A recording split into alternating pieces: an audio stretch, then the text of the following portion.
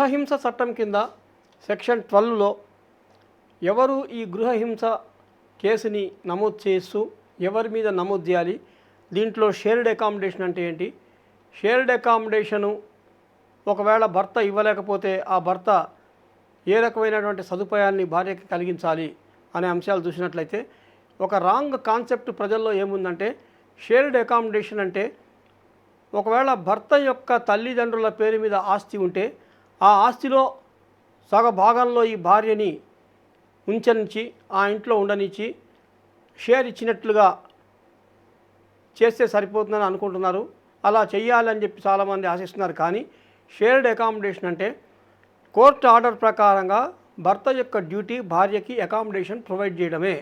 తన సొంత ఇంట్లో ప్రొవైడ్ చేస్తాడా, తన తల్లిదండ్రుల ఇంట్లో ప్రొవైడ్ చేస్తాడా, లేకపోతే ఆమె కనుక వేరే చోట అద్దెకి ఉంటే ఆ అద్దె ఈయన కడతాడా అనే అంశాలు పరిగణలోకి తీసుకుంటే హక్కు మాత్రం భార్యకి ఆ ఇంటి మీద ఎటువంటి విధంగా ఉండదు.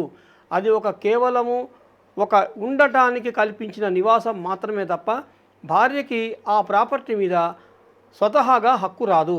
ఒకవేళ భార్యకి హక్కు రావాలంటే ఆమె మళ్ళా ఈ పార్టీషన్ సూటో తనకున్న హక్కుని వినియోగిస్తూ పార్టీషన్ సూట్ ఏదో ఫైల్ చేసుకొని టైటిల్ అడగాలి తప్ప షేర్డ్ అకామిడేషన్ కోర్టు ఇచ్చింది కాబట్టి నేను దీంట్లో సగభాగానికి అర్హురాలు అని అనుకోవడం తప్పది. ఆ రకమైనటువంటి కాన్సెప్ట్ కాదు. కాబట్టి వీళ్ళందరూ కూడా షేర్డ్ అకామిడేషన్ అడగచ్చు. ఒకవేళ షేర్డ్ అకామిడేషన్ వీలు కాకపోతే ఆ భర్త అంతే పరిమాణంలో ఉన్నటువంటి ఒక ఇల్లుని అద్దెకు తీసుకొని ఆ అద్దె తాను చెల్లిస్తూ భార్యను ఉండనిచ్చేటువంటి అవకాశం కూడా చట్టాలు కల్పిస్తున్నాయి. కాబట్టి సెక్షన్ 12 కింద ఎవరు బాధితులు ఈ కేసుని ఫైల్ చేయొచ్చు. ఇటీవలే సుప్రీంకోర్టులో ఒక తీర్పు వచ్చింది. అడల్ట్ మేల్ అనే పదాన్ని తొలగించేసి ఈ గృహహింస చట్టాన్ని మరింత పదును పెడుతూ గృహహింసకి గురైన భర్త కూడా కేసు పెట్టచ్చు అనే విధంగా తీర్పు వచ్చింది. కాబట్టి ఇప్పుడు విక్టిమ్స్ ఒకవేళ భర్తలైతే భర్తలు కూడా ఈ సెక్షన్ 12 కింద కోర్టుని ఆశ్రయించి మేజిస్ట్రేట్ కోర్టుని ఆశ్రయించి భార్య మీద గృహహింస చట్టాన్ని పెట్టచ్చు.